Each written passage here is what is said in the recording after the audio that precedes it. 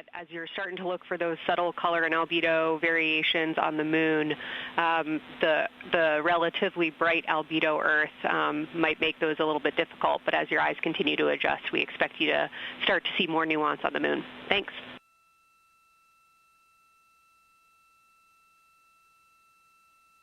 Great call. Thanks for the reminder. We're all going to be experts in lunar terminology by the end of the day. Another one we expect to hear is mare. These are dark regions paved or filled by volcanic deposits. You also can hear them called seas, oceans, lakes, or marshes, or other bodies of water.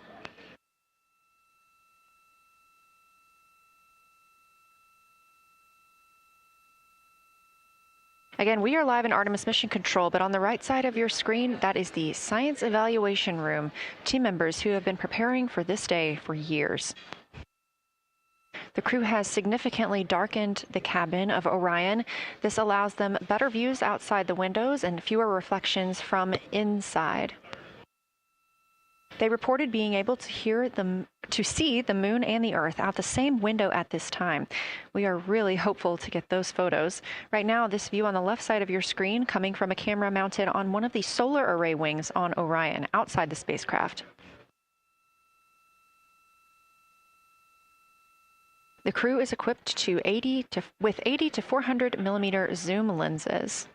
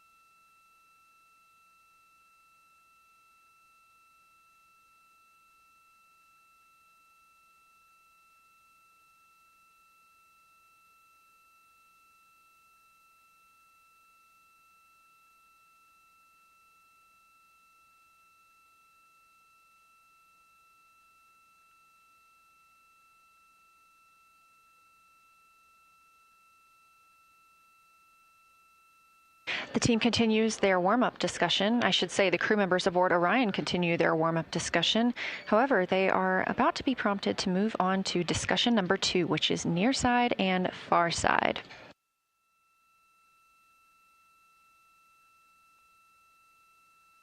Some of the things that they are looking to capture, the ground has prompted them to photograph anything that stands out to them and to compare the near side versus the far side mare in color, albedo, topography, and texture.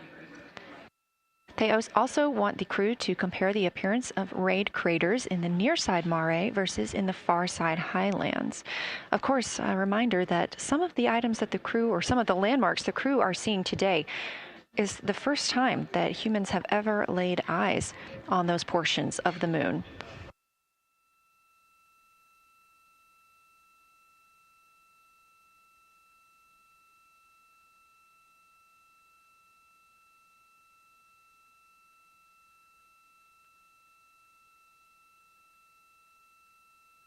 In the targeting package, there are a few reminders of the crew.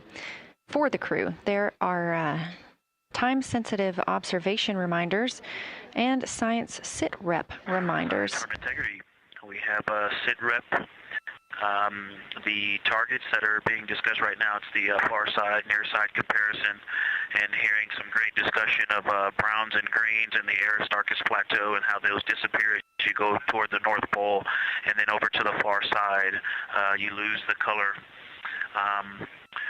You've got Jeremy in window 2, Reed in window 1, having a great discussion. Christina's under window, I'm sorry, Reed is in window 3. Christina's under window 1, documenting the discussion. And we've got the lights completely off in the cabin. There are some LEDs that we cannot put out that do provide some some light scatter. But we have all of the internal lights off and are letting our eyes adjust as best we can. The window 4 view, you only get about a third of the moon. Tycho is going to go over the horizon soon, and you can see Aristarchus, and then you start to lose the view as you go to the west in Oceanus and Procellarum. So far, the team is on the plan, and the long lens is being put to good use, and recordings are being made, and internal documentation of the configuration and the observations is ongoing. Science, do you have any questions for us at this time? Integrity Science. Victor, very glad that you provided the first formal science sitrep, as these were indeed your idea. One follow-up question, any relationship between those browns and greens you described? Do you see them blending into one another, and do you see any topography associated with either color?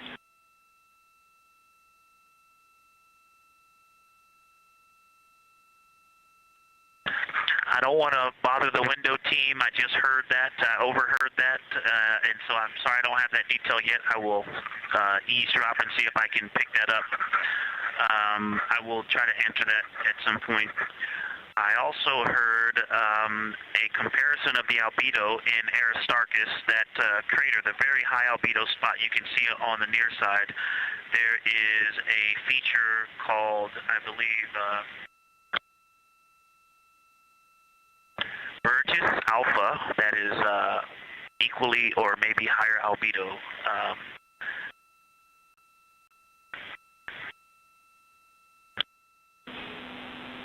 I apologize for the gaps. I'm trying to listen and talk at the same time, but I will try to get some more information to correlate those colors from Aristarchus for you. Understood, Victor, and good call to not bug the window team. Really like the brightness comparisons to Burgess A. Really helpful for the science team. Keep them coming. Thanks.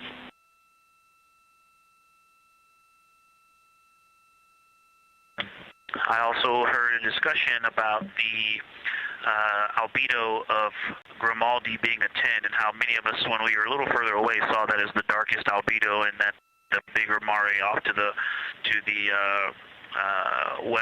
to the east was still dark, but maybe a 7-8. We still think that, but you are seeing color variation, albedo variation inside of Grimaldi as well, and that even on the west side there's still a very dark part of it. But it is still the darkest. It is just not as uniform as it looked when we were farther away. We're starting to differentiate the striations of albedo inside of Grimaldi. Copy all, Victor, and you read our mind. Superlatives like darkest, biggest are really, really helpful for us, so keep those coming.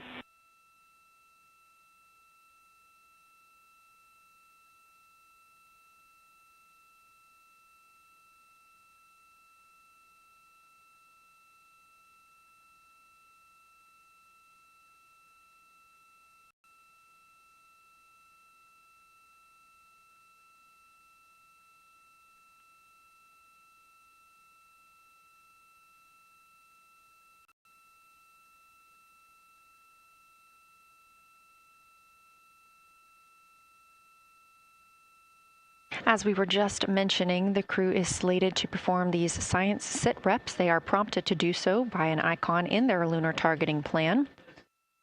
That one coming down from NASA astronaut and pilot of Artemis II, Victor Glover.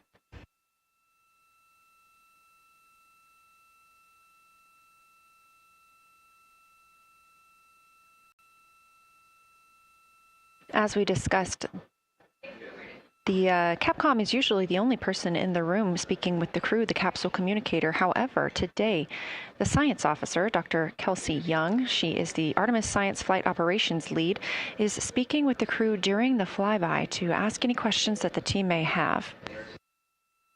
To her right is Trevor Graff. He is one of 3 science officers. Those would be Kelsey Young, Trevor Graff, and Angela Garcia, who will also join us later for an interview.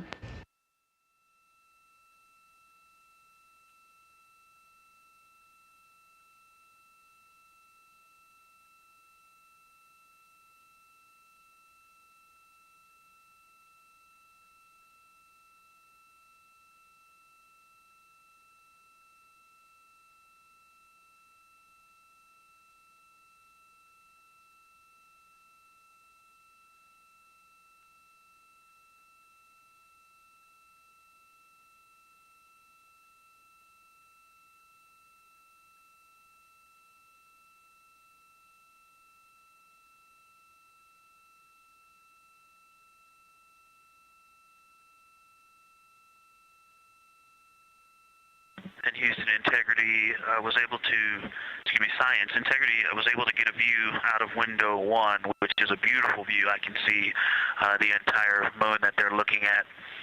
We left the T-shirt up there, so I was kind of peeking through the opening in the makeshift shroud there.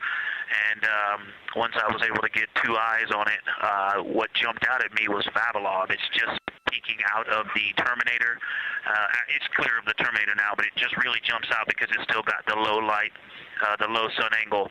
And so where the, Vavilov has that impact over the top of another crater, where the 2 craters intersect on the eastern edge. So on the side closest to Oriental, where the 2 crater rings intersect, the shadow there is the highest peak in the interior of Vavilov, and so you can see that terrain is, there's some real variation in the terrain there, that there's a nice peak where those peaks intersect, where those rings intersect, and we'll get a picture of that. Love the description, Victor, especially the comparison and relationships you just described about topography. And if it's easier for your observations, do feel free to remove the T-shirt shroud from window 1.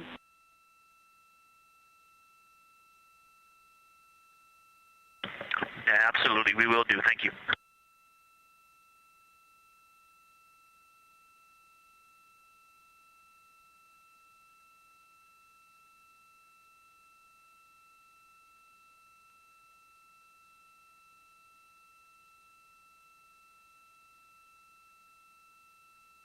Those calls coming from NASA astronaut Victor Glover. As we discussed, the crew is working in pairs at the windows.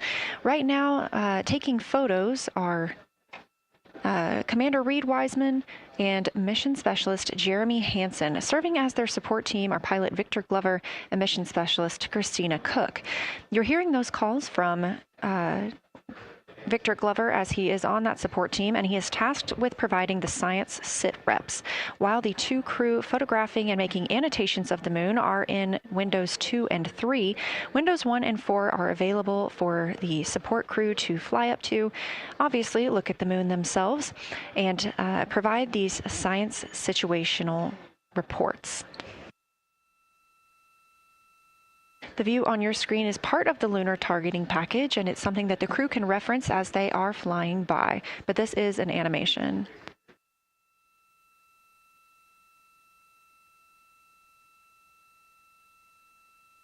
You also heard Glover mention Oriental. Oriental is a major feature that the team is interested in today, and it's known as the Grand Canyon of the Moon. Until this mission, the Oriental Basin had never been seen in sunlight by human eyes. Oriental Basin and its surrounding ejecta could fit within a straight line distance from NASA's Johnson Space Center, where we are at today, to Kennedy Space Center.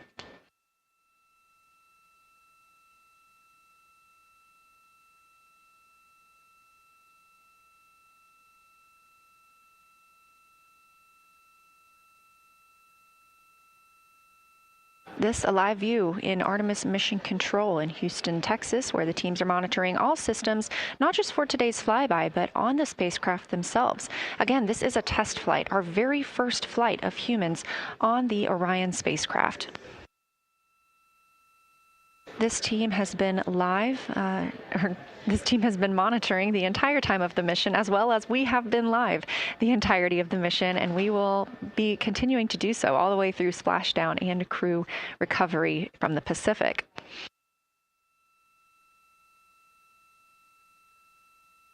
This is a visualization from ARROW, the Artemis Real-Time Orbit website that you can also access at any time by visiting nasa.gov/track-Artemis, showing us that we are now under 10,000 miles from the moon, 9,948 to be specific, and continuing to count down.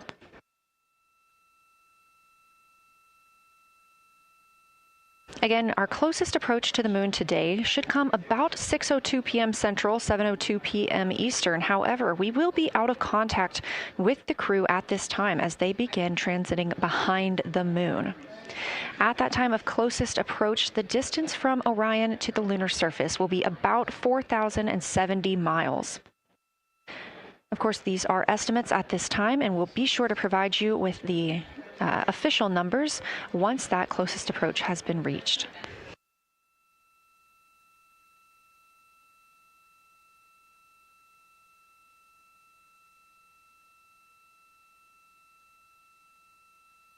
This shot live inside the Orion spacecraft, where our 4 crew members are continuing with their lunar flyby activities. They have just begun those activities really about 20 minutes ago, so we've got several hours of moon view opportunities. This is still a live view inside that capsule. However, you can see just how dark they have turned down the lights. Actually, they've turned them all the way off. There are a few LEDs that they cannot power off, but turning down these lights gives them better views outside of the spacecraft's windows while they photograph the moon. This also prevents any reflections from inside the spacecraft bouncing up on the windows and interfering with their photography.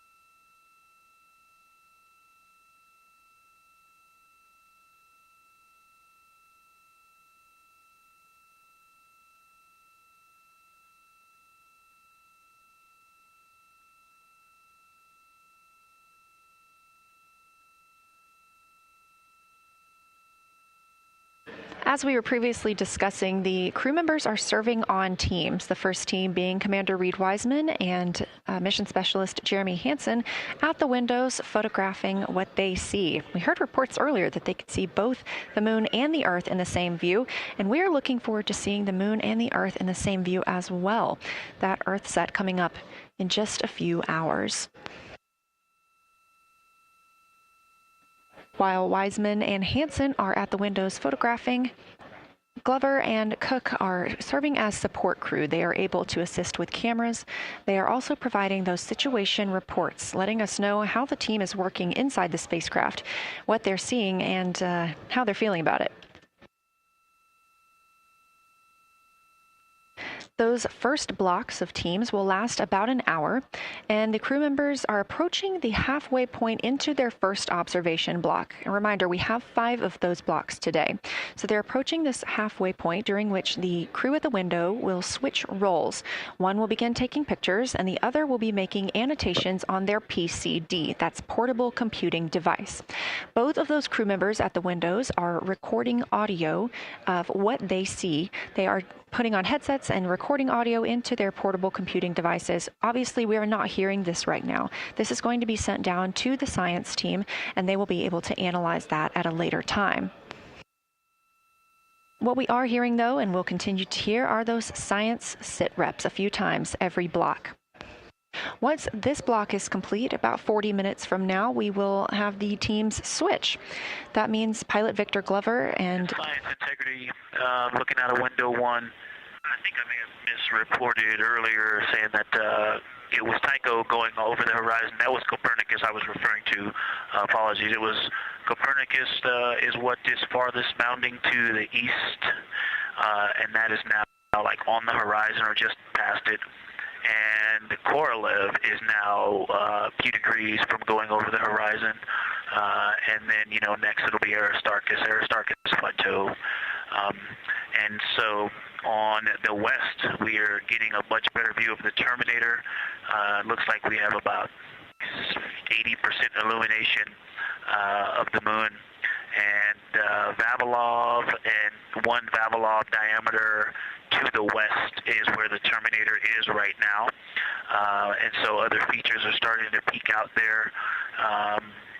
The center of the illuminated part of the moon is, to the lower part is Oriental. And just around Oriental, a lot of light structure is starting to show up.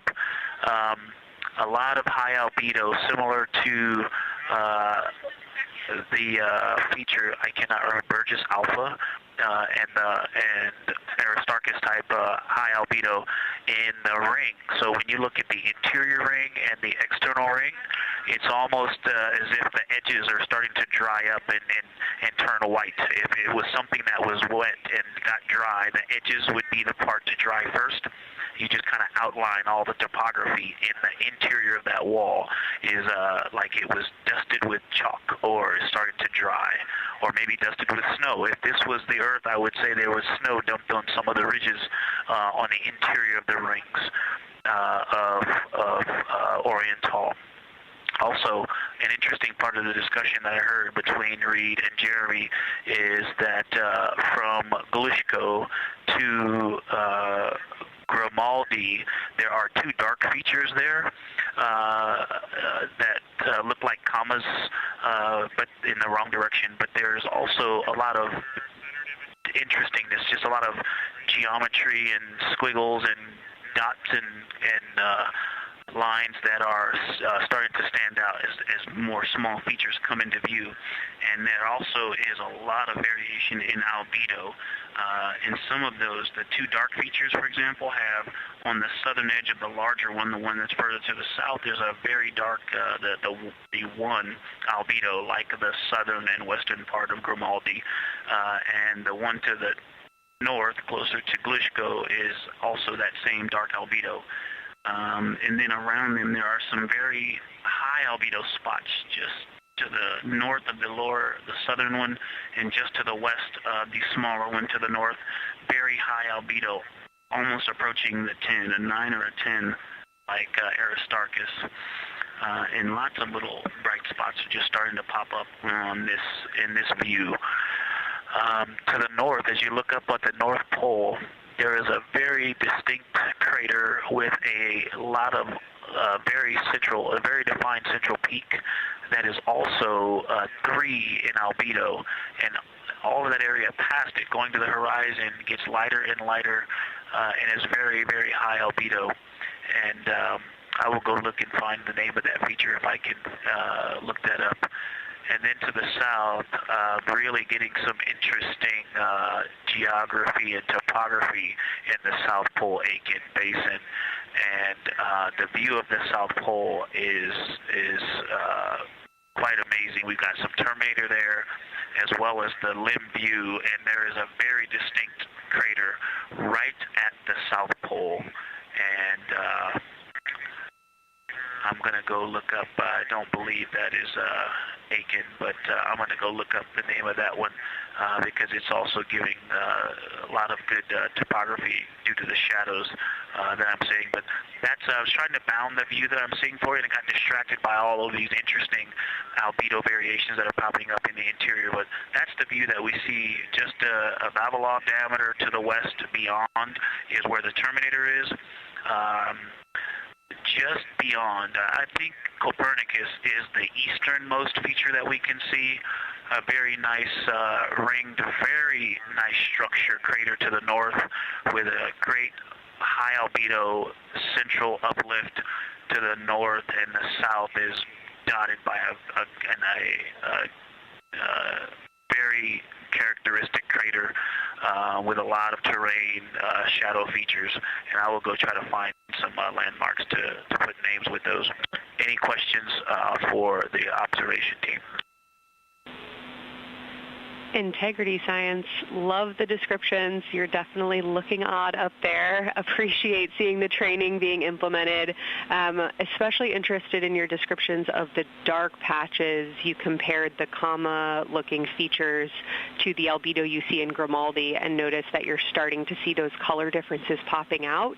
Any observations you want to make, especially when you get on, the PCD in a little bit, would really help us tease out the differences in those dark mare deposits. Great description, Victor. Keep them coming.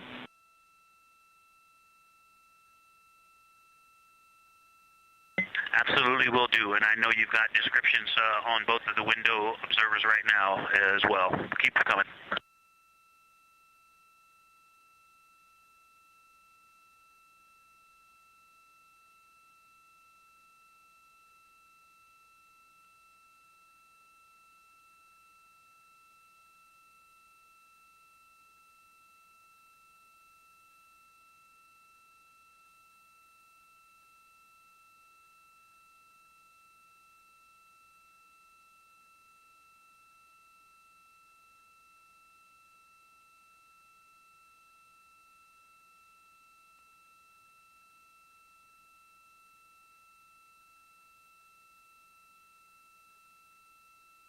Great evidence of how well trained this crew is by the science team. NASA astronaut and pilot of the Artemis II mission, Victor Glover, calling down a situation report, noting several different features on the moon and such descriptions, even saying that it looks like snow on some of the peaks. Obviously, we do not expect that to be snow, but referencing that as some of the lighting on how it looks to the Artemis II crew from their current position.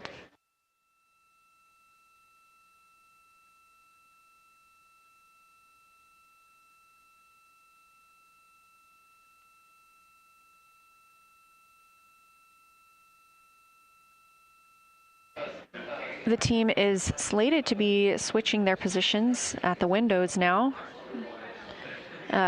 Both Reed Wiseman and Jeremy Hansen have been at windows 2 and 3, one taking photos, one making observations and annotations on their portable computing device. At this time, we also anticipate that they are looking at a crater duo. One of those is Glushko, and the other is Ohm. The team is looking to know the extent of Glushko's ray system and how its rays differ in the Mare versus the Highlands. They also want the team to compare the ray systems of Glushko to Ohm.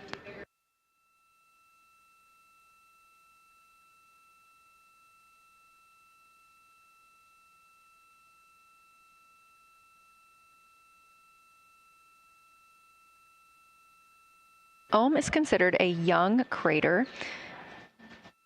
And if you've ever seen a photo of the Richat structure, it's also known as the Eye of the Sahara. It's 40 kilometers in diameter, and that could fit within Ohm's interior.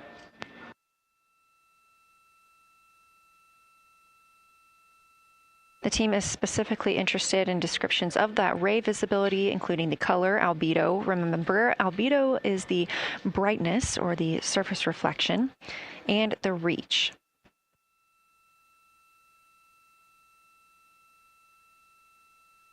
Again, I am using the same lunar targeting package that the crew is referencing on board right now. This helps keep them on time as well as prompt them for when they need to make a call down to the science team and report what they're saying. It also gives them reminders of when they need to swap positions at the windows. Additionally, I'm using the Artemis II Lunar Science Passport developed by Amber Turner and the Artemis II Lunar Science team. Now, this passport did not fly with the crew, but they used it extensively as a study guide here on Earth.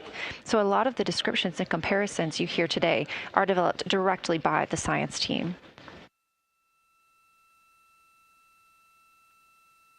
We are now 4 days, 20 hours, and 43 minutes. Science integrity, that crater to the north, that is, it's like we've got one in the north that looks like just a textbook crater, and one on the South Pole as well.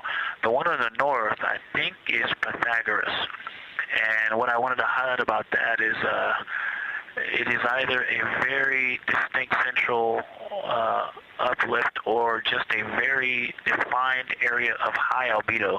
If a majority of the crater, especially the floor of the crater, is, say, an albedo of 5, this center, and only a tenth of the diameter of Pythagoras is an albedo of 2, maybe 3, but it is very bright and it stands out. And then between that crater and the actual what is the horizon from here, there seems to be another crater right on the horizon, and right on the edge of that is another patch of that albedo. It seems to be between the two craters. It's hard to tell from this grazing angle, but there is another spot just further north beyond Pythagoras. Between the two, I can draw a picture of this one and show you where that very high albedo, again, another 2 albedo surrounded by 5 and most of the area bounding it.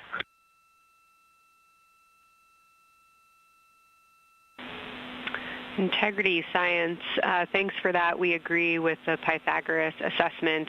And as a follow-up to your previous report, the SIR had questions about topography comparisons between the North Pole and the South Pole of the Moon, if you're willing to provide words on that.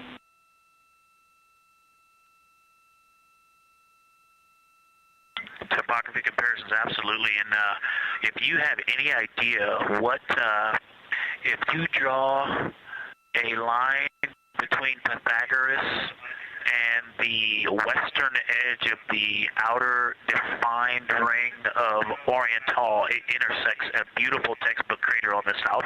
I would love to know the name of that. The topography differences, now the South Pole has a little bit of a benefit that it has more of the terminator, and I can see a little more shadowing there, but there's a nice crater right at the South Pole, so that's the main thing defining the topography there. Seems to be quite a bit of elevation change. I can see some very jagged shadows, a 90-degree just to the west of that crater at the South Pole. I can see a very distinct change in the shadow directions, indicating, I don't know, a very high wall or a very deep canyon just to the west of that. And in the north, it seems to be that from sort of the edge of the mare that's dark, which is maybe 1 Pythagoras diameter south.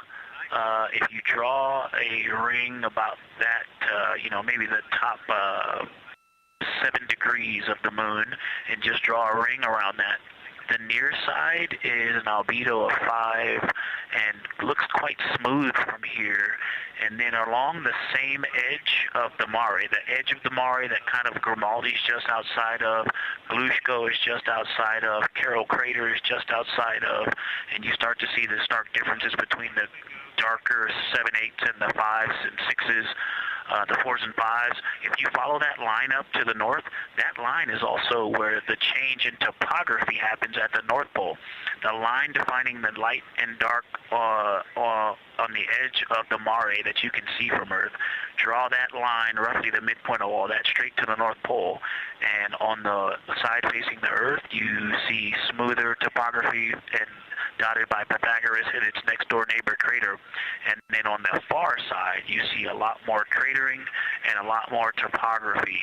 And again, the far side has the benefit of a little terminator there, but I am seeing a variation in the topography. It seems to be more jagged and a more challenging place to find a place to land and to even traverse in the south. All around the South Pole, and at the North Pole, it seems to be it would be more challenging to translate on the far side of the North Pole compared to the near side of the North Pole around Pythagoras. Copy all, Victor. You really help paint a contextual picture of what you're looking at. We really appreciate the way that you're guiding us into the areas you're seeing by drawing comparisons between recognizable features. Thanks for that.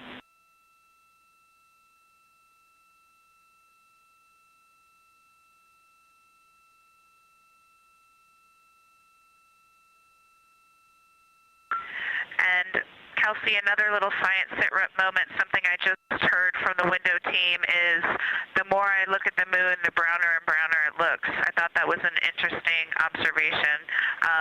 The 2 observers have been on timeline, no hardware issues.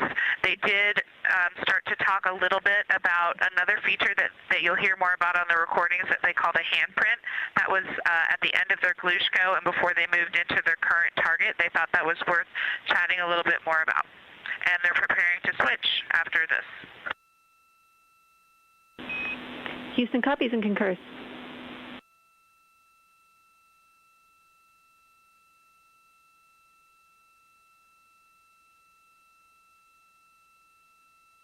Hey, Houston Science, actually Houston and Science Integrity, another just observation from the human. My eyes have shifted a little bit since I've been up here. I've been wearing my reading glasses to look at the PCD. Well, this is a very taxing event on the eyes, looking out the window and seeing the very bright moon then coming back inside to the dark cabin and trying to work cameras and microphones and logistics and lunch and those kinds of things, and then looking at the PCD, which is dimly lit. It's just been an exercise. It is a difficult thing to manage it. I'm up and down on the glasses, and then having to wait as my eyes adjust when I come back in. As soon as I look back into the cabin from looking out the window, I can feel my eyes adjusting, and I just have to work through it as they adjust. Appreciate that report, Victor, and know that we are prepared to read you up targets from the ground if that would give you the ability to keep your eyes focused on the moon and not having to swap between that and the PCD. Just let us know.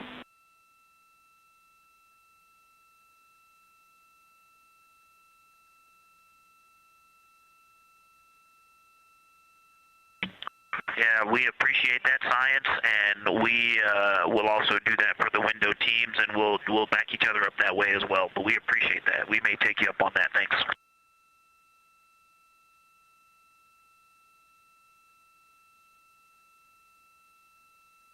Continued detailed descriptions from the Artemis II crew aboard Orion. Again, this is a test flight, the first time we've flown humans aboard this spacecraft. So every detail, even that it's difficult to look outside the window and then back at the PCD, that portable computing device, every single detail is appreciated as we prepare for future missions. Glover also mentioned that he is now wearing his glasses now that he's in space and that his eyes have shifted a bit. This is something that happens when our astronauts go to space. There is a fluid shift from the lower half of your body up into your head, and that can cause changes in your eyes. It's something that we have seen over time for some crew members, especially now that we have been living and working on the International Space Station for over 25 years.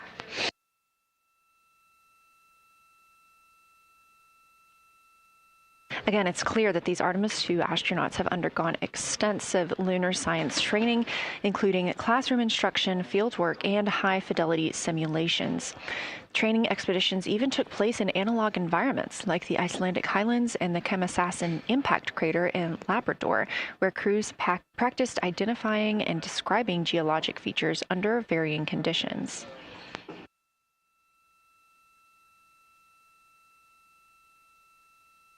Additionally, here at Johnson Space Center, Orion mock-ups were used to rehearse crew choreography, including three-dimensional space management with an inflatable moon globe to simulate the flyby. And while on Earth, the crew also used that small lunar passport that I mentioned with descriptions, photos, and prompts to help them study the features we hope they'll see.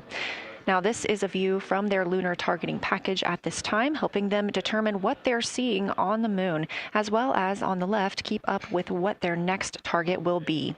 As you can see, we have got a long list and an exciting day ahead of us.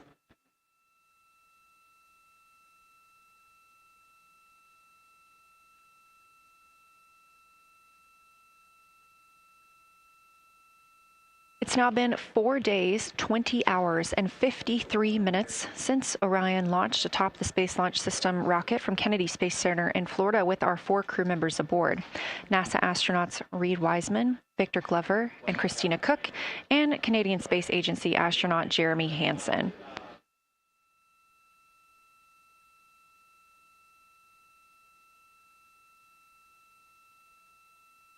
The Artemis II crew passed a major milestone today when they passed the Apollo 13 distance record at 12:57 p.m. Central, 1:57 p.m. Eastern.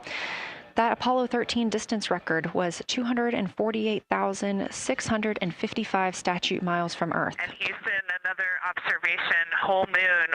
When you look at the moon, something I've never seen in photographs before, but is very apparent, all the really bright new craters. Some of them are super tiny.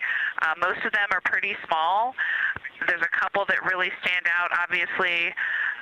And what it really looks like is like a lampshade with tiny pinprick holes and the light shining through. They are so bright compared to the rest of the moon. We copy, Christina. Thank you. Looks like you guys might be doing it, but remind you to swap positions at the window and take your SD cards with you. We're loving everything that you're calling down, so keep it up.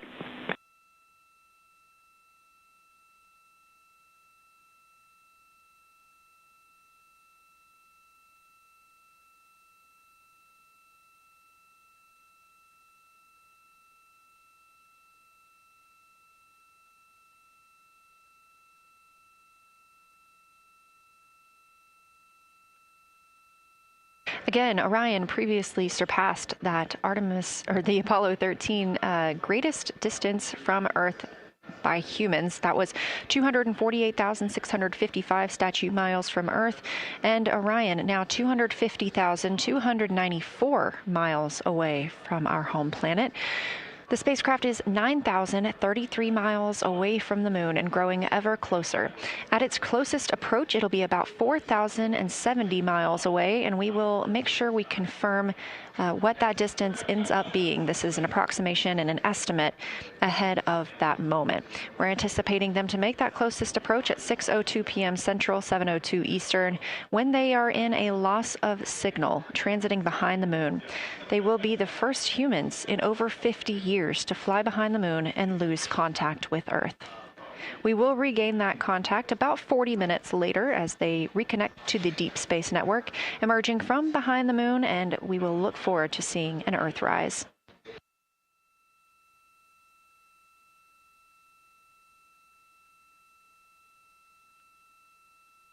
Again, the crew is currently in their position swap portion on their timeline.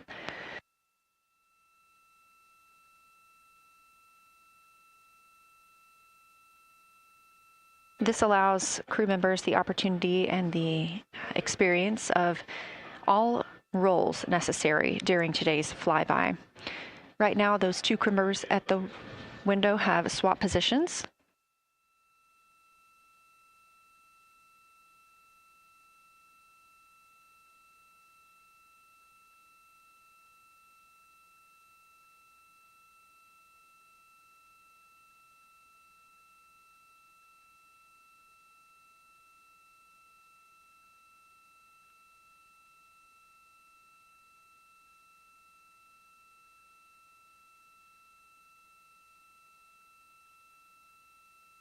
Again, the crew at the windows swapping positions.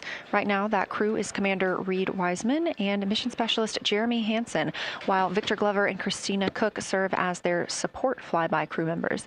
That's why you are hearing Victor and Christina during those science situation reports. Those voices will change in about 30 minutes when they take a turn taking photos and making annotations while at the window.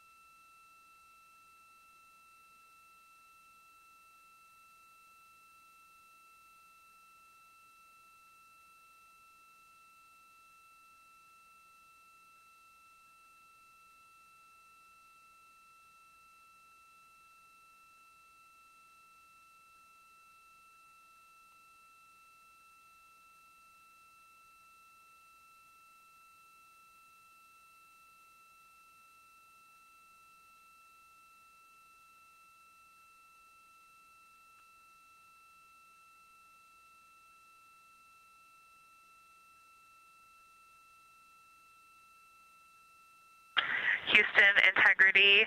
I wanted to provide an observation or a little bit of descriptive nature on something that we saw on the first day we had good moon views. This was when we saw more of the near side, and the ground helped me out with identifying Mare Imbrium. Mare Imbrium, when you have the western limb also in view, looks completely different than the normal view we have of the near side.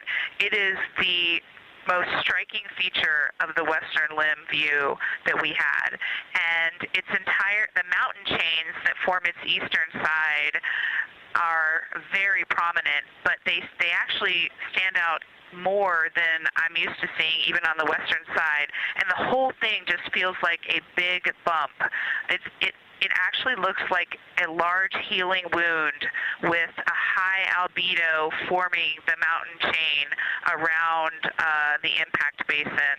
And I just don't think I had enough chance to describe how striking it was on that western limb view as we were coming in a couple days ago. Christina, science, absolutely love that, especially since that's a feature that all of us here on Earth can observe from home. So I'm sure tonight everyone's going to be going out and looking for evidence of that beautiful topography you just said. Thanks for those words.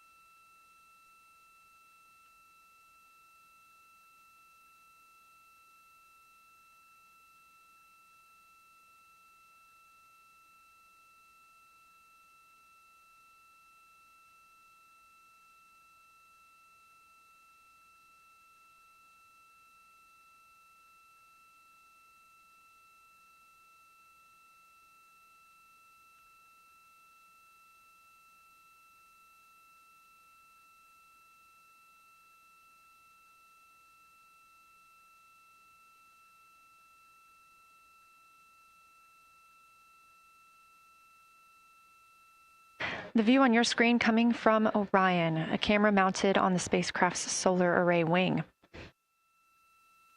Toward the right of your screen, the near side is the hemisphere we see from Earth.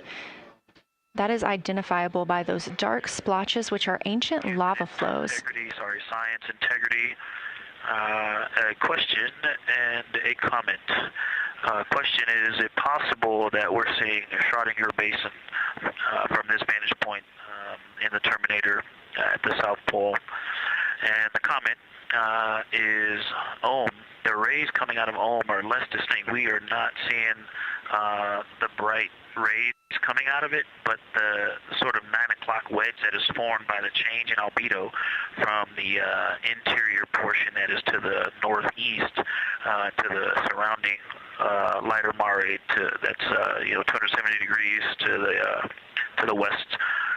That 90 is very distinct and interior. You got some great descriptions from the two at the window about the colors in there, but in that darker part, in that wedge, you've got some really interesting color, even though the rays, the distinct difference in the albedo almost look like rays, but it's not the rays coming out, it's the just change in that albedo. Integrity science, that is very intriguing, those color rays coming out of rather than sort of albedo.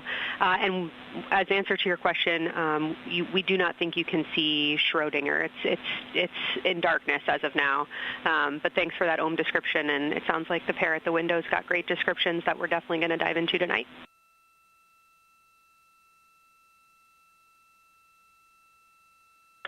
Okay. If you could help me, I would still love to know what it is. There's a very nice crater. You're going to likely have a lot of pictures of it. What would be right in the Terminator at the South Pole or close to the South Pole where it's intersecting the Terminator right now? Yeah, Victor, we're assuming you're talking about, kind of if you're looking at the Terminator, it's basically like 70% down from the North Pole. Is that where you're looking?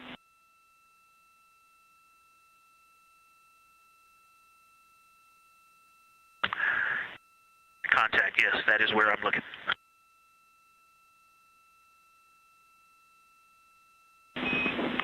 Integrity Houston, that is an enabled caution for wastewater dump required. We have hit our limit. As expected, no crew action.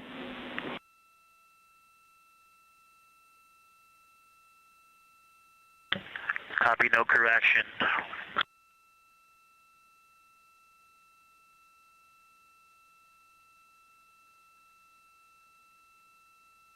You are. And integrity science, we're trying to figure out what you're looking at there. Is it like right on the terminator, or is it in the eliminated portion next to the terminator?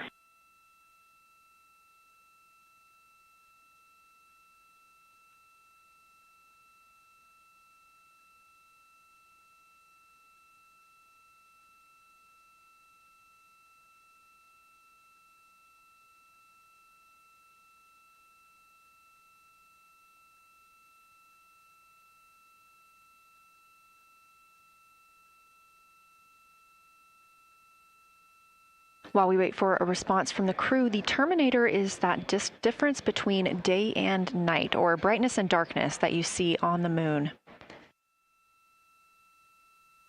We see this from the International Space Station as well, looking down at Earth. And science from integrity, excuse my space orientation adaptation. If you draw a line between Glushko through the center of Oriental, and then another line from Glushko through the southern tangent of Oriental, that line would almost perfectly intersect tangentially the crater that I'm talking about, and it is on the terminator. So yeah, I think I'm not looking at the South Pole. I was a little twisted. That line description was really helpful. I have eyes on the SIR right now, and they are actively discussing lunar geography. We will be back with you shortly.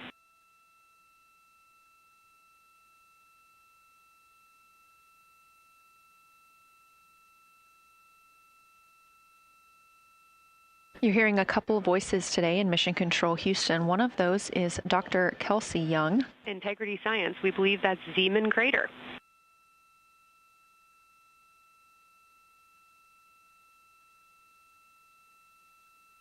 Oh, I floated away from the speaker. Say it again, please.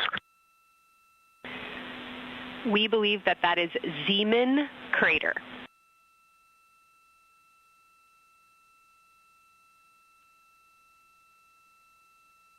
Zeeman. Okay, and can you say the first letter? I may be pronouncing that wrong. What's the first letter of that word? Zulu. It's Z-E-E-M-A-N.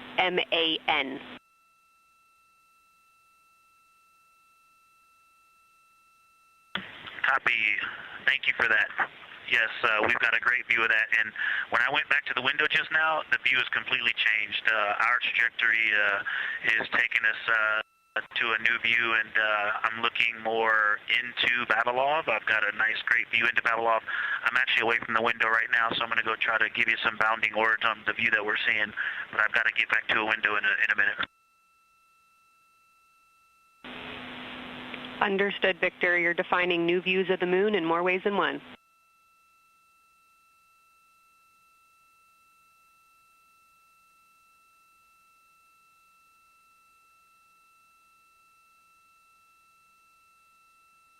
Again, when you hear calls down to science or from science, that's Dr. Kelsey Young, the Artemis Science Flight Operations Lead here at a console in Mission Control.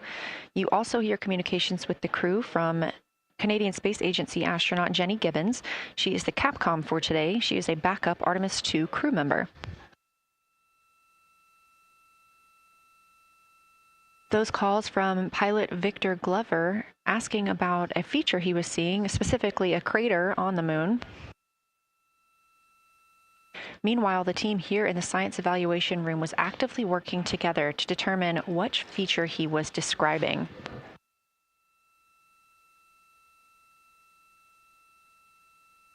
The teams at the window have continued to move through their targets, including Ohm, Aristarchus Plateau, Reiner Gamma, and we are preparing for the cabin and window teams to swap.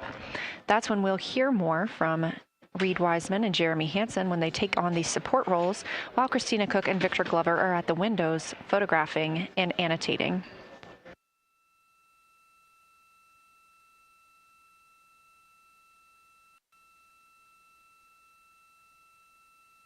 As we briefly mentioned, if you look towards the right side of the moon, essentially,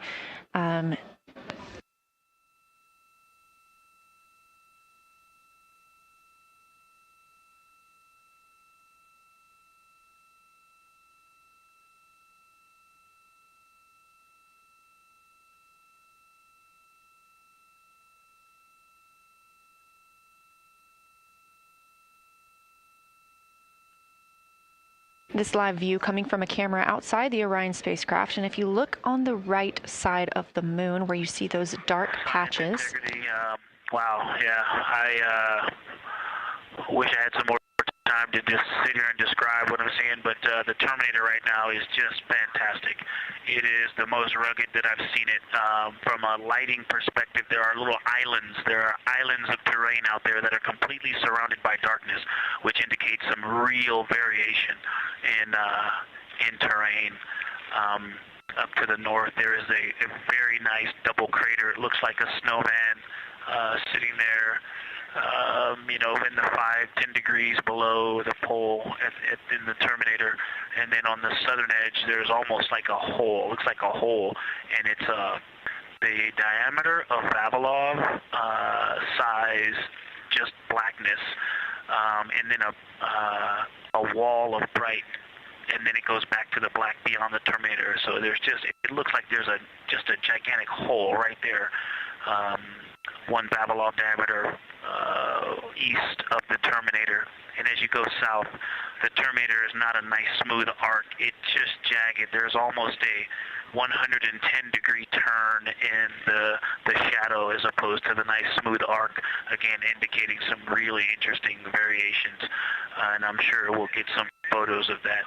And then one of the craters further to the south of Vavilov, maybe halfway down to the South Pole, is not only looks like just a deep hole, and then there's like 2 island rays pointing off to the west and north that indicate very high ridges and very deep canyons coming up out of that crater. So again, just some really interesting visual illusions going on with the shadows there. Like I said, they look to be islands out beyond the Terminator, because some of the things, maybe even a Vavilov diameter into the Terminator are catching sunlight on the peaks up to the north and to the south. It's very, very interesting to see.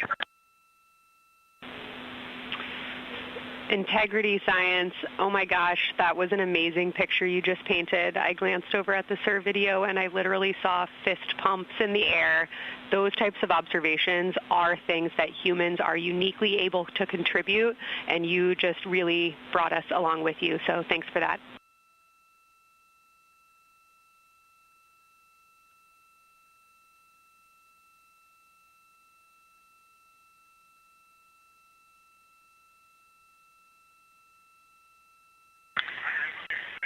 That's awesome, Kelsey. Did you get a SITREP updating you on a slight change in logistics for PCD use? Christina, this is Houston. We did not, but we will take it now.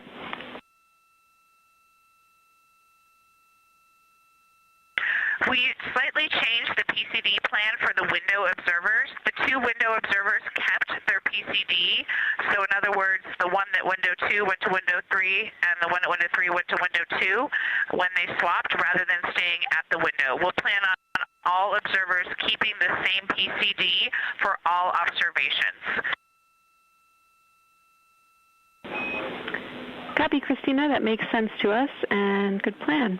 We are coming up here on a cabin and window team swap. Let me know when you're ready for a quick vehicle status.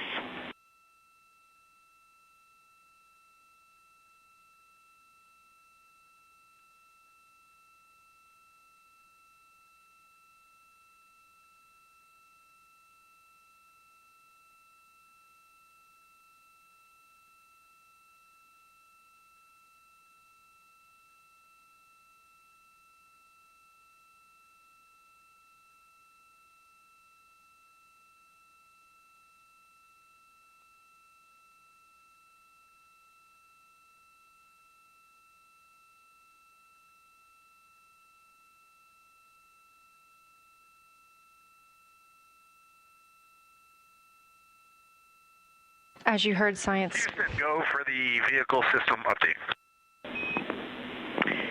Howdy, Reed. We don't have much for you. We just wanted to let you know that toilet right now is no-go for use as we stick with the predetermined limit for now.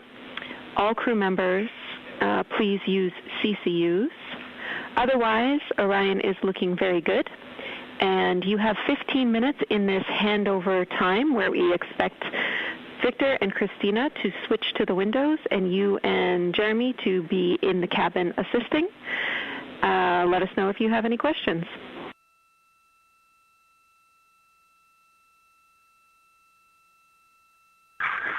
No questions at all, and they're in the swap right now. The first thing I'll tell you, I floated up to the docking hatch window and just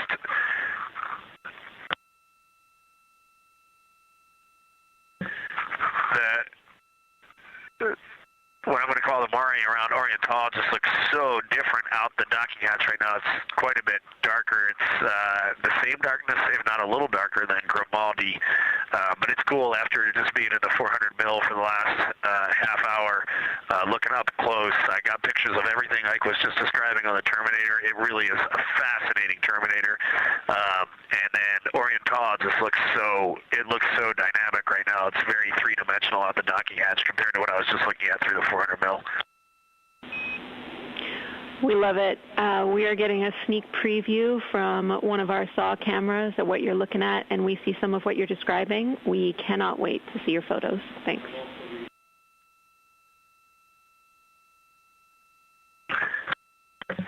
Yeah, Jenny, I wish you had some longer lenses on the solar array so you could see the whole moon, but man, it is, or the up-close moon, not the whole moon, but it is just fascinating here. It's so cool.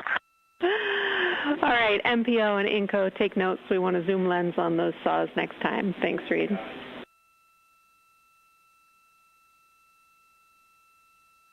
Affirmative.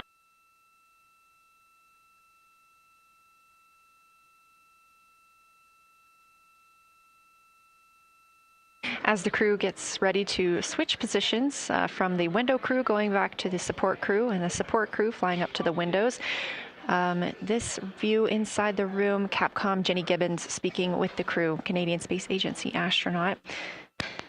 The crew has continued to provide excellent descriptions of what they are seeing on the lunar surface. In this picture, or in this live view actually, from Orion and a camera mounted on its solar array wing, if you look at the dark portion on the right side of the screen, those are visible from Earth. That's considered the near side.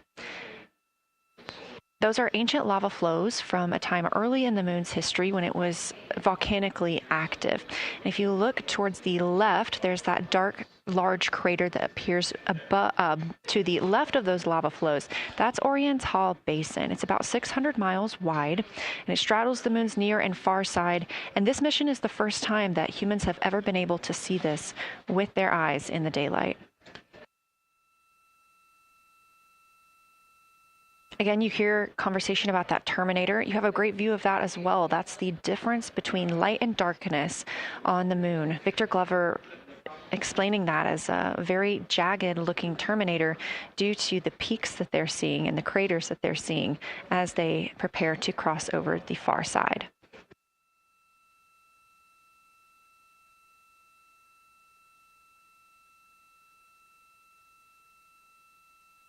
You also heard science officer, the Dr. Kelsey Young, Artemis Science Flight Operations lead, sharing with Victor Glover that his responses are truly something that only human eyes can discern or provide.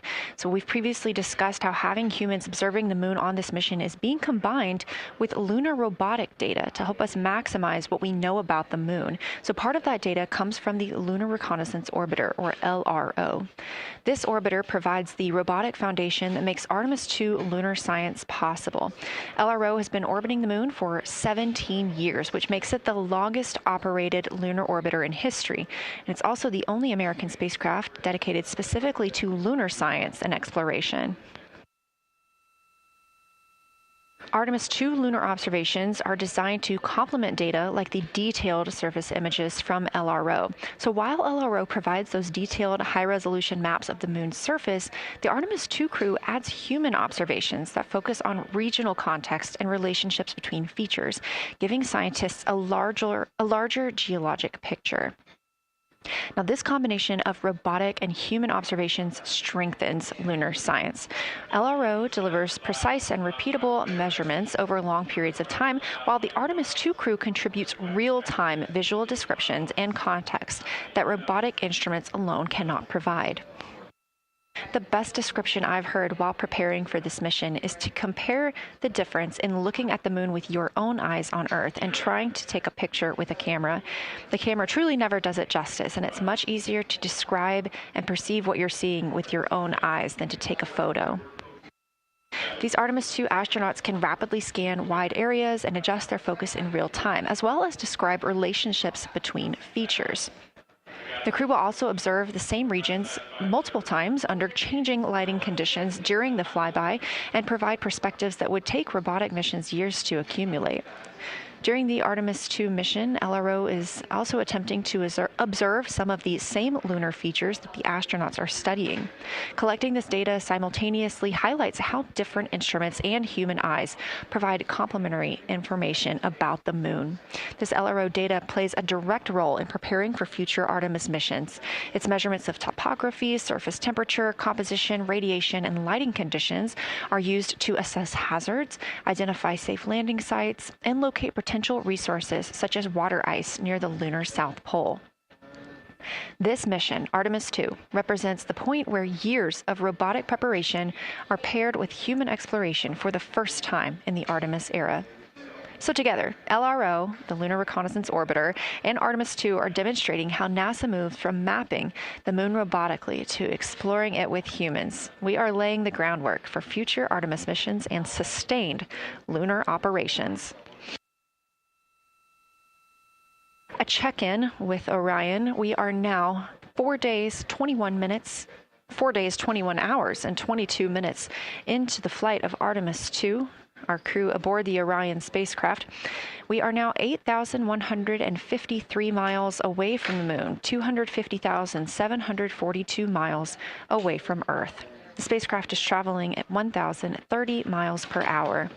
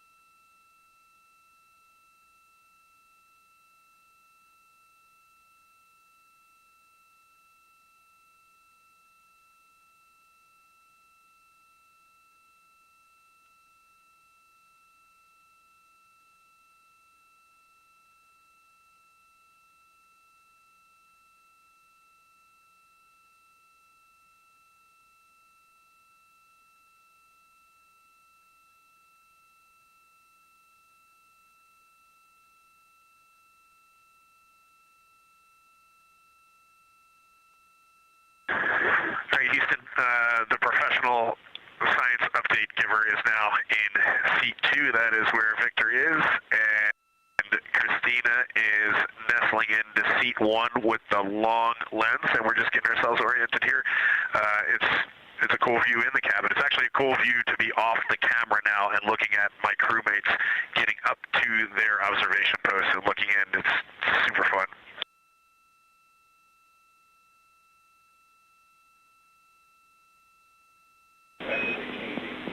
Copy, I'll read. We like it.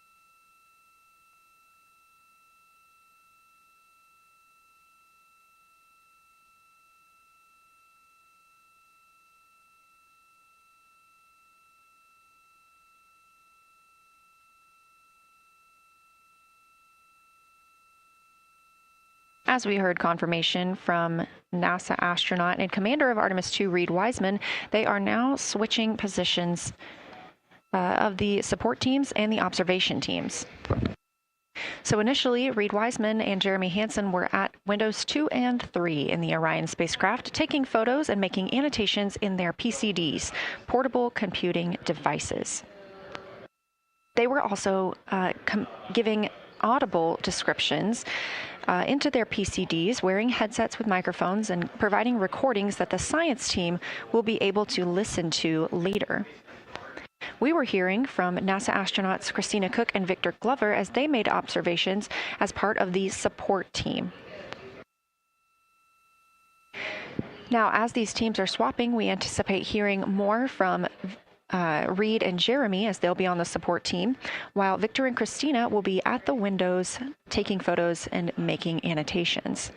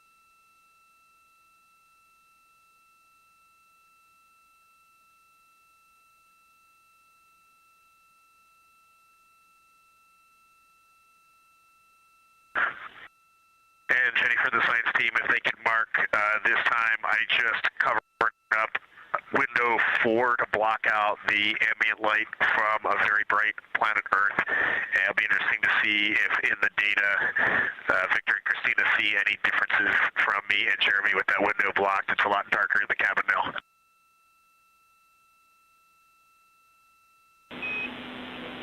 Copy, Reed. We're taking note, and we'd be curious too.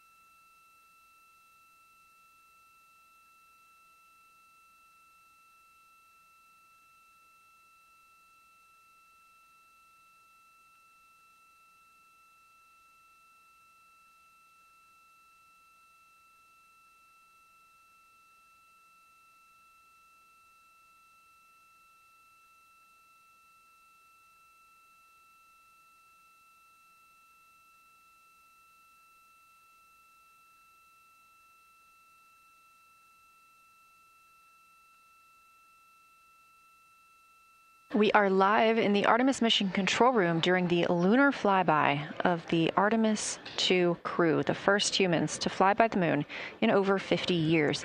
Orion launched 4 days, 21 hours, and 30 minutes ago atop the SLS rocket, Space Launch System rocket from Kennedy Space Center in Florida.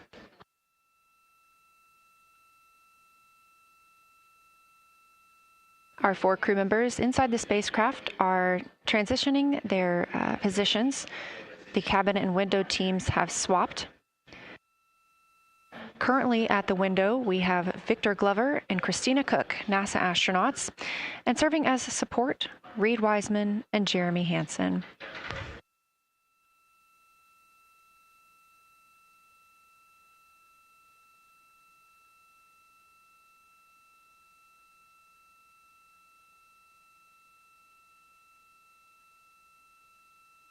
For our crews at the window, they are using handheld Nikons with an 80 to 400 millimeter zoom lens. There are also GoPros on each of the solar arrays on Orion, and that's where this view is coming from right now. We have an interior camera of the crew as well, but they have dimmed the cabin lights. They've actually turned off the cabin lights to allow them to better see outside of the spacecraft. This also helps prevent any reflections from lights inside the spacecraft reflecting onto the windows while they are photographing the moon.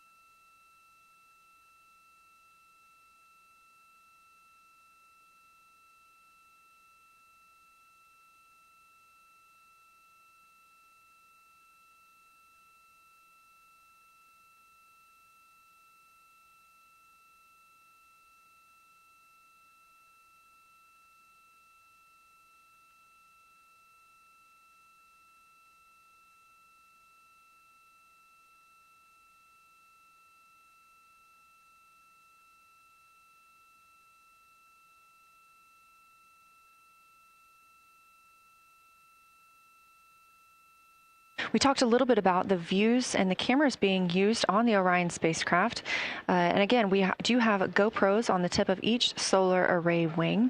Now, the bandwidth is a little bit limited because having a crew on board, we do have to downlink a lot more data. That includes their environmental control and life support system. We are not the only data, this view that you see, coming down from the spacecraft, and so we do rely on sharing some of that with the other flight controllers in mission control. This helps the team monitor all systems aboard the spacecraft and ensure the safety of our astronauts.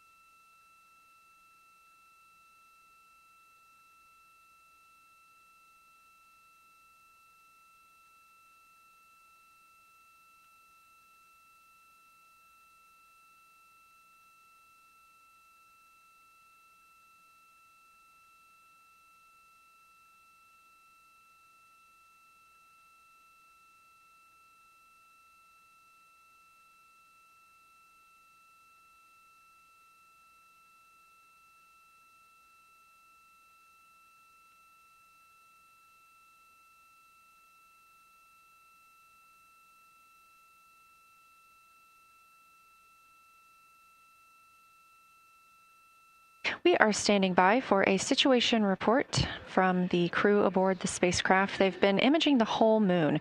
There is now a new crew at the window. That would be Victor Glover and Christina Cook. And so being it's their first time since they have moved up to the window positions, they have a chance to orient themselves and describe and take pictures of any color or albedo variations across the surface. Reminder, albedo is the brightness or reflectiveness. Integrity science for a science sit rep when you're ready.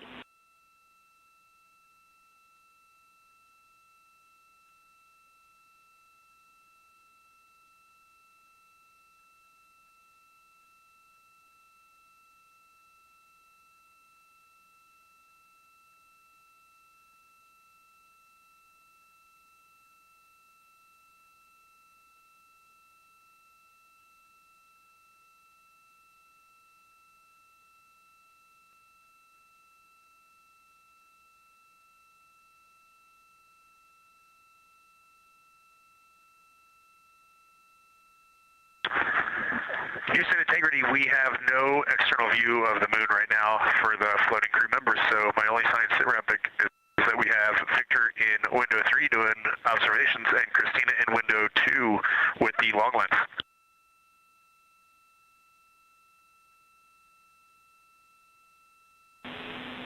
Integrity, we copy. Are the shrouds still on windows 1 and 4? And if so, would you consider trying to get a view through one of those windows?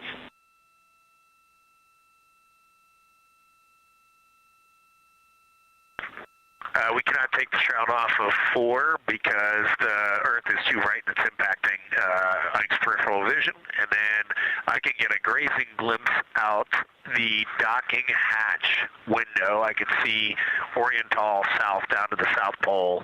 And the primary thing that I see from Oriental right now is just the long trenches that come out. And, you know, when you come out the north side of Oriental, the ejecta kind of boulders across the northern half of the far side.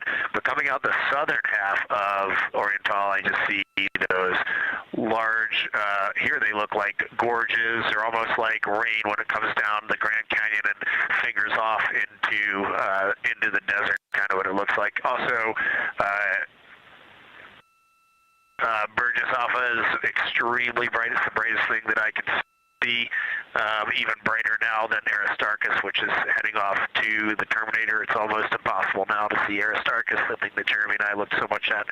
I can just barely see the crater rays from Ohm, and I would say for albedo right now, I would go back to Grimaldi is still extremely dark, especially in that southwest corner, and there are parts of Oriental and the outer ring of Oriental that reach that same level of darkness, especially the rings of Oriental reach the same level of darkness as Grimaldi. And then south of Grimaldi, Jeremy and I were noting a few other just really dark areas of cratering, Mare there, and those have that same darker albedo, but Burgess Alpha is the brightest, and Grimaldi is the darkest. Integrity Science, that was a great description. Thank you, and thanks for the docking window geometry to give us that description. Any comments before you go on the annular ring in Oriental?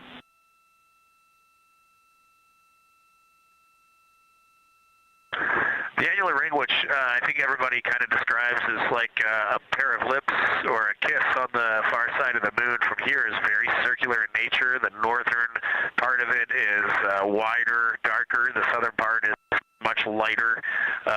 It is very neat looking, and but it is far more circular than I remember it looking in our training. The darkness of the northern side of the annular ring is the same darkness from here out this docking hatch window as the center Mare in Oriental.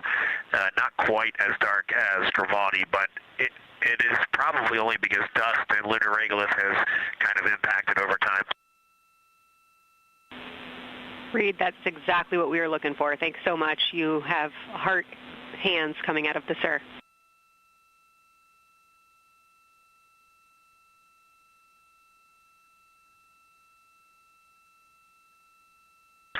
Say that just saying that the sir was really excited about that. That annular ring was something we were really eager to hear about, so thanks.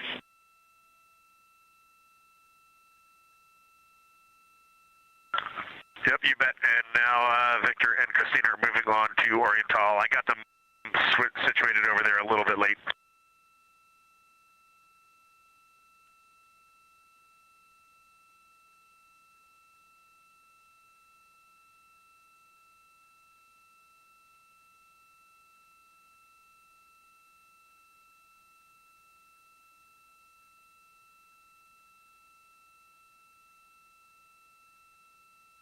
That was NASA astronaut Reed Wiseman, now providing a science sit rep as he is away from the windows most of the time. He is working as the support person along with Jeremy Hansen in the spacecraft, as Victor Glover and Christina Cook are now at windows 2 and 3, able to photograph the moon.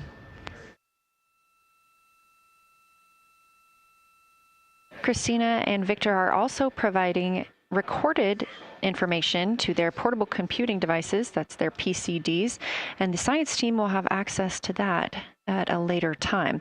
They will then review it and compile all of this data to help further our understanding of the moon. One of the items you heard mentioned was Oriental Basin. This has been a very exciting opportunity for the crew. They have all been very excited about seeing Oriental, as well as the science team has been looking forward to it. It is known as the Grand Canyon of the Moon, as we discussed earlier.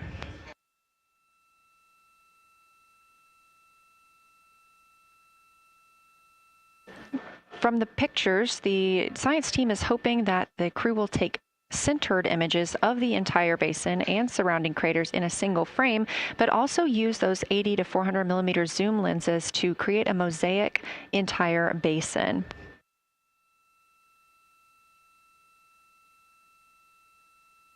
With their unaided eyes, the science team is hoping the crew will describe southern dark annular ring, which you heard Reed just describing, as well as any color, albedo, texture, or topography across the mare patches and ring mountains.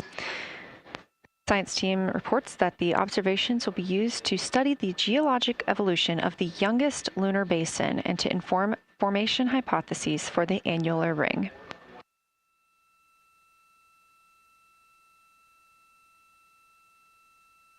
And again, another fun fact about Oriental is the diameter is the same distance between Johnson Space Center, where we are today, and Kennedy Space Center, where the crew launched on April 1st.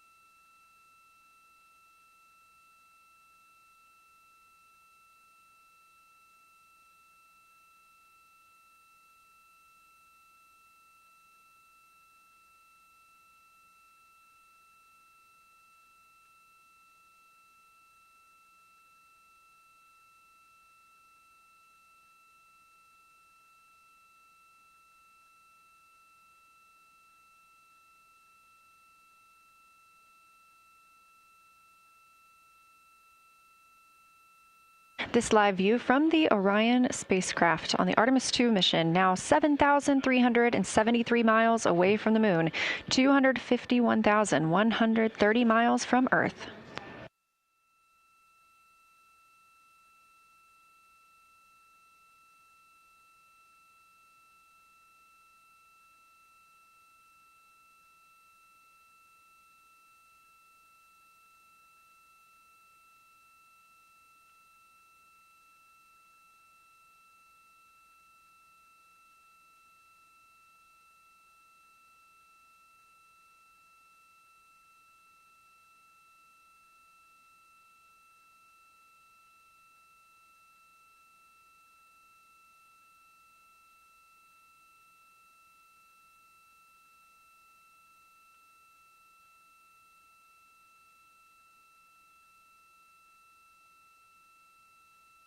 Again, the Artemis II crew passed the Apollo 13 record of the humans farthest from the Earth today at 12:57 p.m. Central Time, 1:57 p.m. Eastern Time.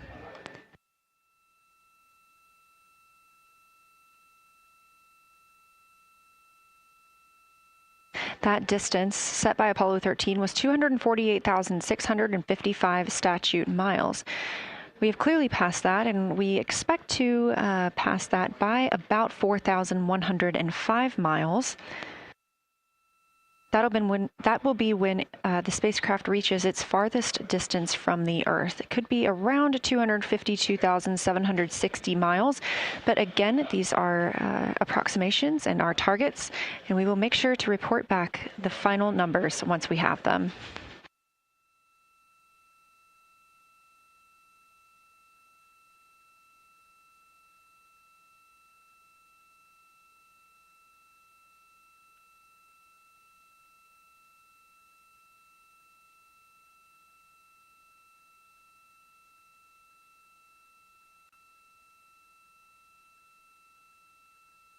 We have some refined times of when we expect to have Earth set of Earth behind the moon while Orion flies behind the moon. That would be about 5:41 p.m. Central, 6:41 Eastern. The spacecraft would make its closest approach to the moon at 6 o'clock Central, 7 Eastern, and that would be about 4,066 miles. And then at 6:02 p.m. Central, and the spacecraft will reach its farthest distance from the Earth. We anticipate that'll be about 252,755 miles, which would be 4,111 miles farther than Apollo 13. We would see Earthrise again at 6:21 p.m. Central Time, and a few minutes later, regain communications with the crew.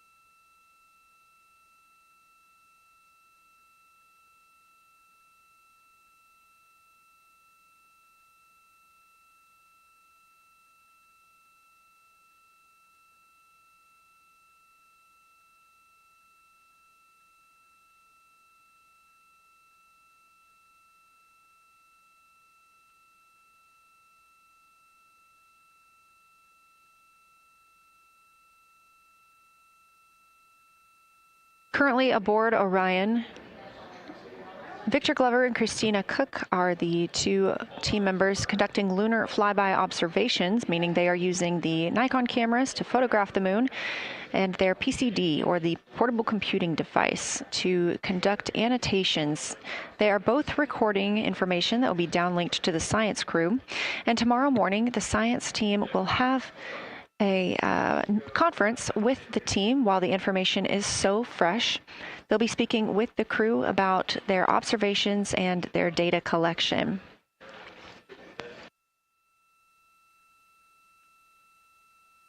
Otherwise, most of tomorrow, Flight Day 7, is considered an off day.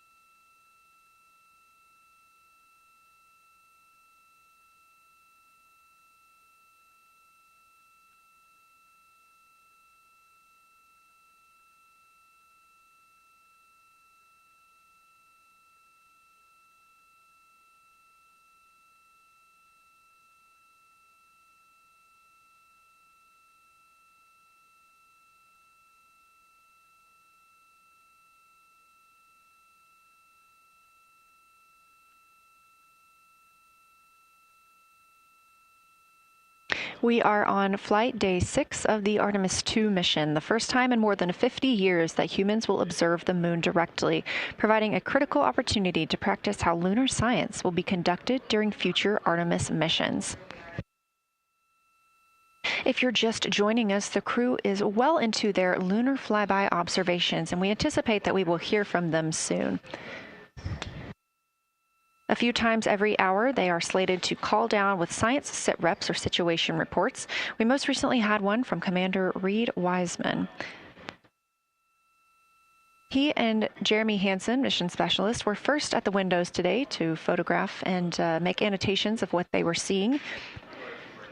Therefore, we heard more from Victor Glover and Christina Cook earlier in the day during those first blocks.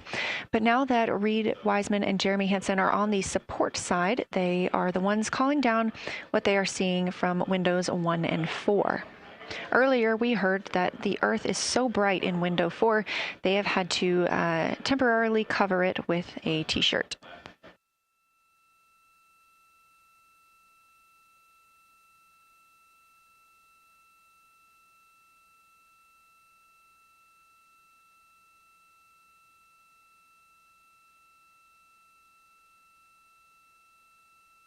The moon preserves a near-continuous record of solar system history that has been erased on Earth because the moon doesn't have an atmosphere. So things that we experience on Earth, like weather or plate tectonics, don't really apply.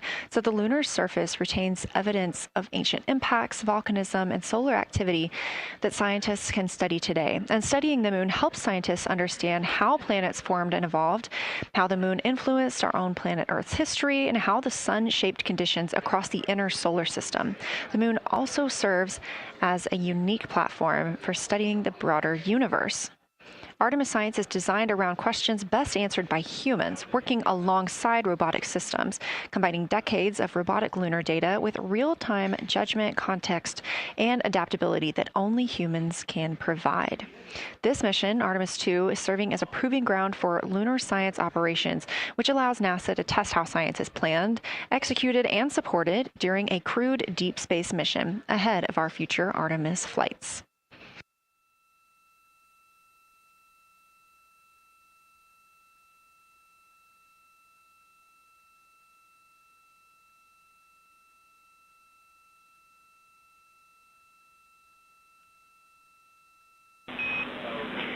Integrity, time for a window team position swap.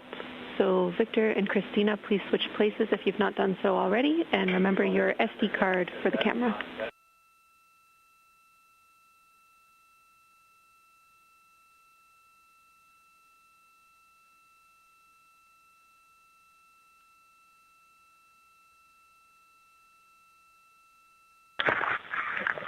We're in the swap right now. They're wrapping up their last comments, and they'll switch over and change cards from the long lens. Copy.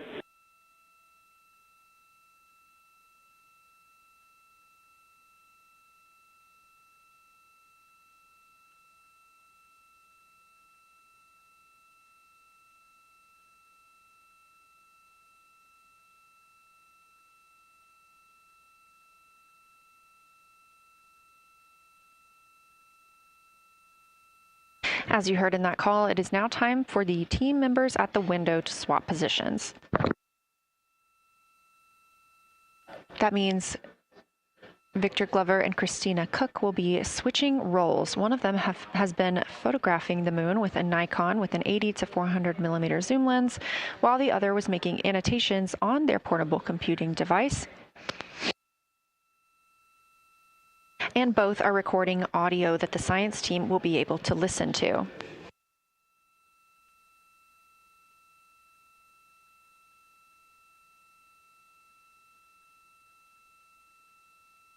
We are now 2 hours and 10 minutes until we expect to lose signal with the spacecraft as they fly behind the moon.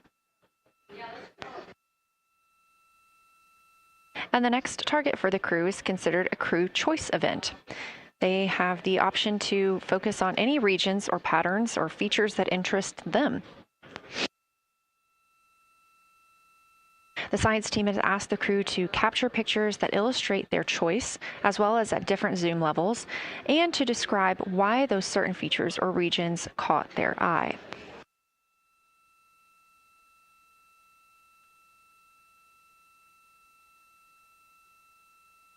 Those recordings are part of what are being saved on their PCDs, portable computing device, that will be sent to the science team for analysis.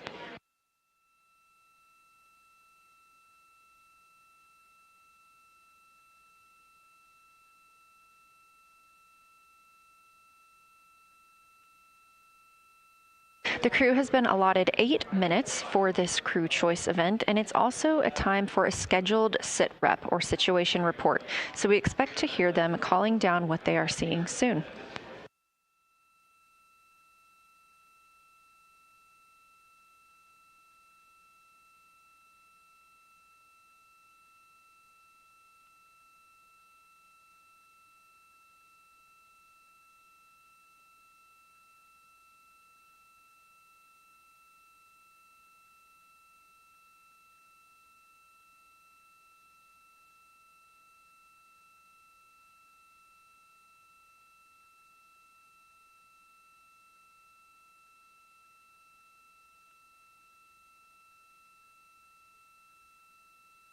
Something that the crew or that the science team has used to help prepare the crew is a cue card. These ask for a feature ID if they happen to know the type or name, and if it is a target. Of course, in this situation, when they have a crew choice, they do not need to, it may or may not be a target. They want to know the location and the observation style. They've also asked for the geometry of what's being captured, the size, shape, boundary, and preservation, as well as the color and shadow. So the color tone, the albedo, that reflection or brightness, and any shadows or illumination. Next, they're interested in structure and texture. That includes slopes, structures, and textures, of course, and geologic relations, like association to other features, any contact to those features, and of course, their thoughts, impressions, or interpretations. They are interested even in emotions and excitement that the crew may be having.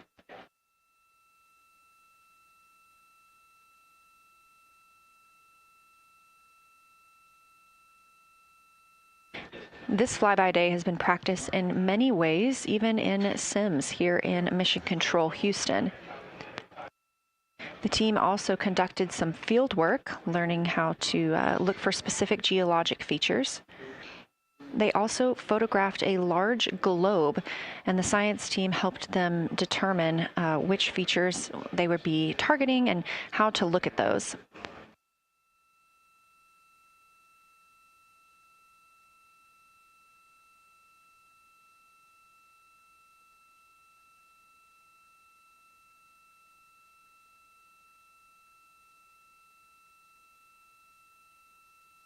We have a few more minutes that the crew would be photographing their crew choice. Again, this is NASA astronauts Victor Glover and Christina Cook at the windows.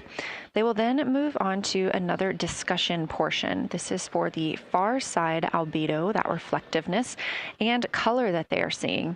We heard earlier about some browns seen on the moon, which is very interesting, especially here from Earth, where we are just seeing whites, grays, and maybe even black at some points.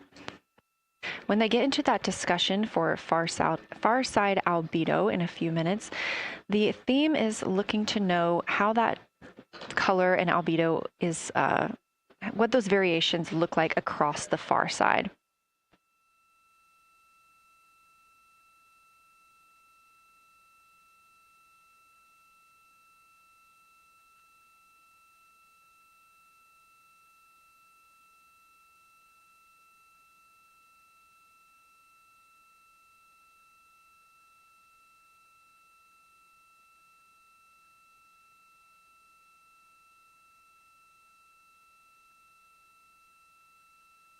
On the right side of your screen, the Science Evaluation Room, or SIR, where team members are looking real time at what the crew is seeing. And even earlier, we're... Houston Integrity, you ready for a science sit rep? We'll take it.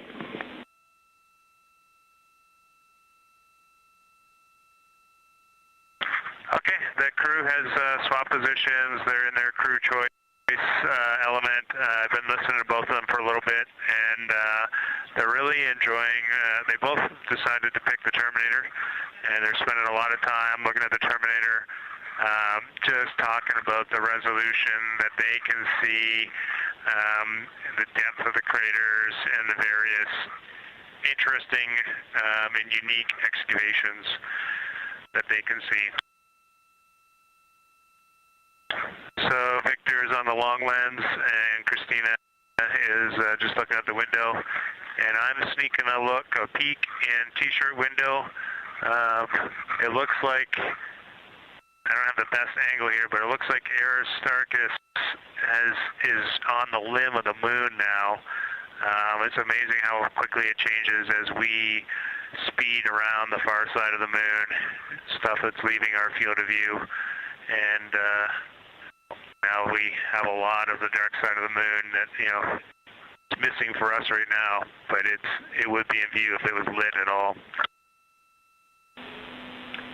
Jeremy, Science, thanks for that sit rep. Do have a question. A few times we've heard you and the other crew describe change during the course of your flyby. Would be interested in future descriptions of more verbosity about how it's changing. Thanks for the great sit rep.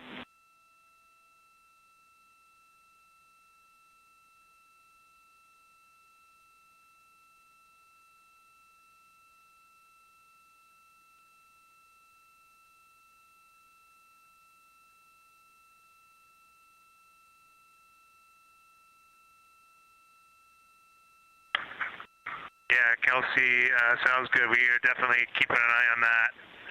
My eyes have just not readjusted. The moon is so bright when you come back to the window. I was just in the interior of the cabin. I've come back to T-shirt window, and it's just overwhelming brightness.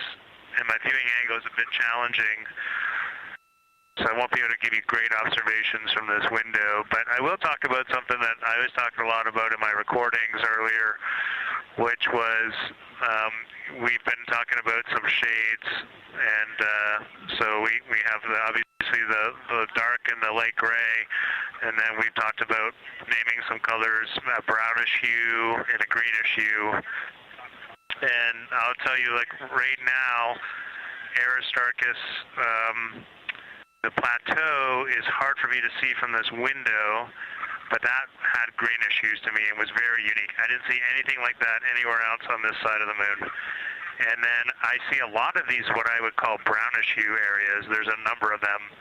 And they, for example, in the northwest corner of the highlands, to me it looks like the brownish hue is caused by ray or ejected material landing on the highlands, and then we obviously see the ray areas as a lighter albedo, but in between the rays where the deposit would be thinnest, that is what it looks like is causing the brown to me. So I saw that in the northwest side of Aristarchus, or sorry, that dark area of the highlands, northwest side of the highlands. I saw it in the highlands to the east of Glushko, and then I see those same brownish hues west of Oriental, and I drew a contact there on OneNote, but that's a huge region, kind of like a piece of pie with the point of the pie pointing at Oriental and then going up towards the northern side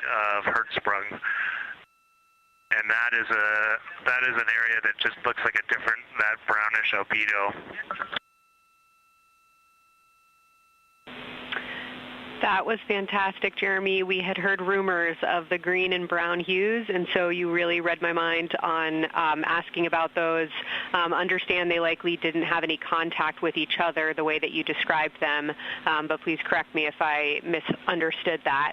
And then last thing, I'll make the same offer we made to Victor earlier. If it would be helpful for us to verbalize any targets so you can stay at the windows and keep your eyes adjusted to the moon, please let us know.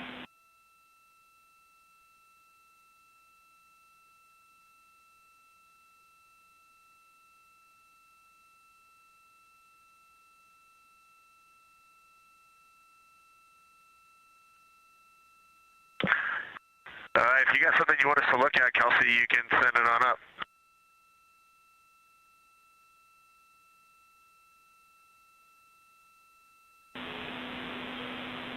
Definitely not looking to interrupt your flow, Reed and Jeremy, only offering assistance if you guys want to keep your eyes off of the PCDs.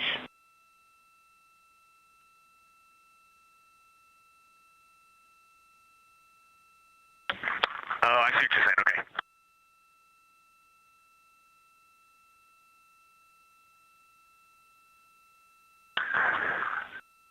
Not really science related, and we definitely learned this at Apollo, but the thing that is just most fascinating, I think, to me and Victor right now is even as rugged as the far side looks, when you look at Oriental and Home, it's rugged. But man, when you look at the Terminator, it is just like impossibly rugged. And it reminds you that the whole far side is that way. And just the Terminator is really bringing out the shadows and the hills and the valleys. And it is just, it's unbelievable. It's like no surface of the Terminator is not marked by meteor impact. And it's just, it is very impressive to look at that. And you realize that that is true across the whole far side. You just can't see it due to sun illumination right now. Reed, Houston copies, and we were commenting on the same thing. Even from our view, the Terminator looks absolutely alien because there's just so much texture in there that we're just not used to seeing. So thanks for sharing that with us.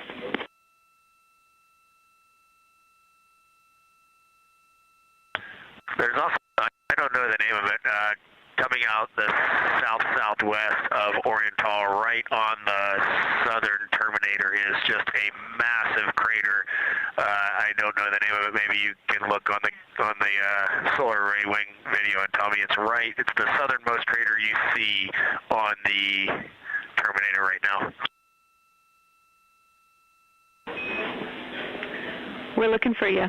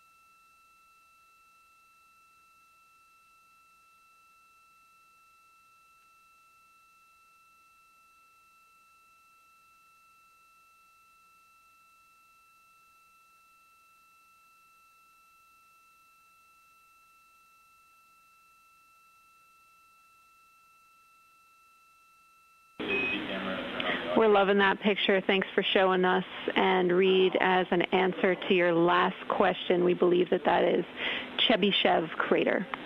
And the sir agrees with that.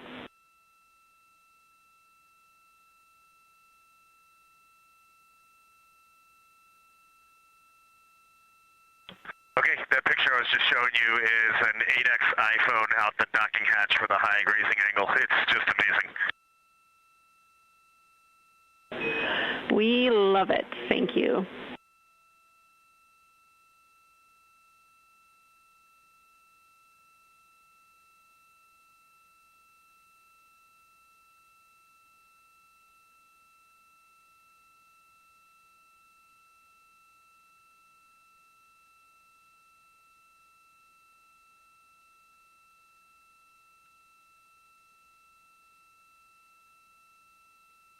This is Artemis Mission Control in Houston, Texas. Mission elapsed time, 4 days, 22 hours, 12 minutes into the flight of Orion.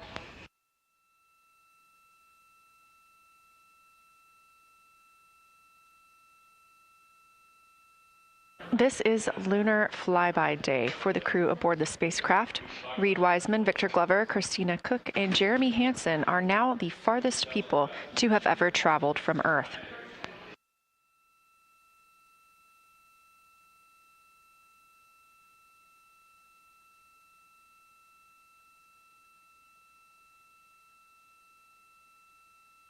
This a live view from inside the spacecraft. They have turned off the lights so they're able to see outside and photograph the moon better with no reflections from inside. And for a very brief moment there. Integrity Science, thanks for those iPhone views. It's helpful to see what you're seeing.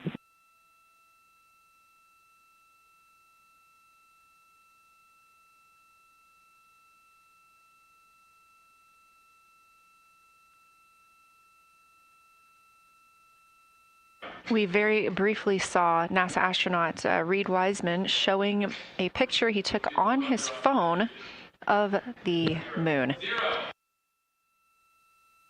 We do expect to get all of the photos that the crew is taking today, and we cannot wait to share some of those with you. But pretty cool in the meantime, just to see one quick shot from what the crew is seeing. And this view from outside the spacecraft on Orion's solar array wing. Orion is now 6,643 miles away from the moon and continuing to grow closer. Again, their closest approach will be about 4,066 miles. The best comparison is if you held a basketball at arm's length. That's about what it would look like to the Artemis II crew at their closest approach.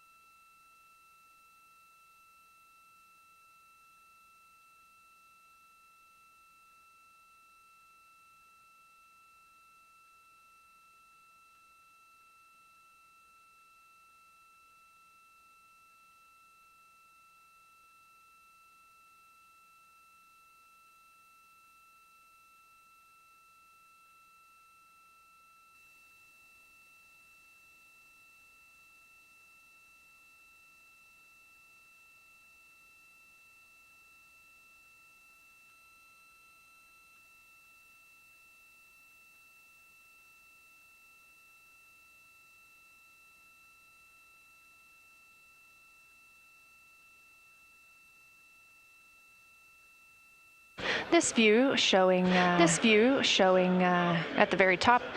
Camera coming from Orion. Camera coming from Orion. Continuing their flyby of the moon. We have three flyby observation blocks after the completion of this one. Down on the bottom left of your screen, that's the science evaluation room, where team members are continuing to work through all of the targets that the crew is photographing today, and they've helped identify some of the craters and some of the other items that the crew has seen on the moon's surface. Down on the right is Artemis Mission Control here in Houston. Those two rooms down at the bottom are just down the hall from each other.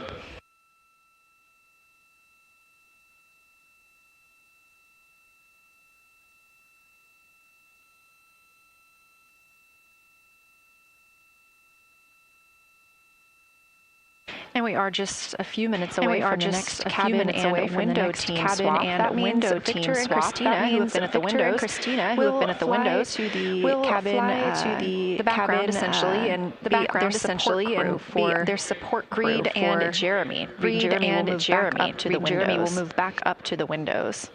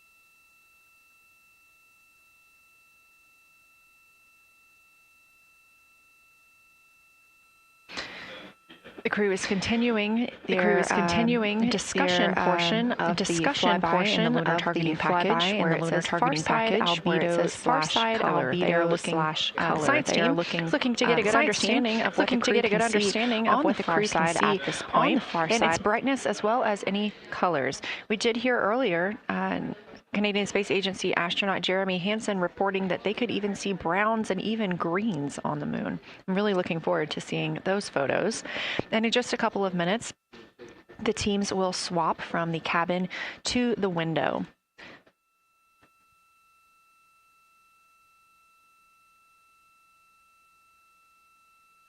Another rundown of just how this flyby is choreographed inside the spacecraft today. So these activities have been timelined, and there are these 5 blocks of time during which the crew is going to be observing the moon from Orion's windows. Now we are just coming up on the end of the second block, and we'll start the third soon.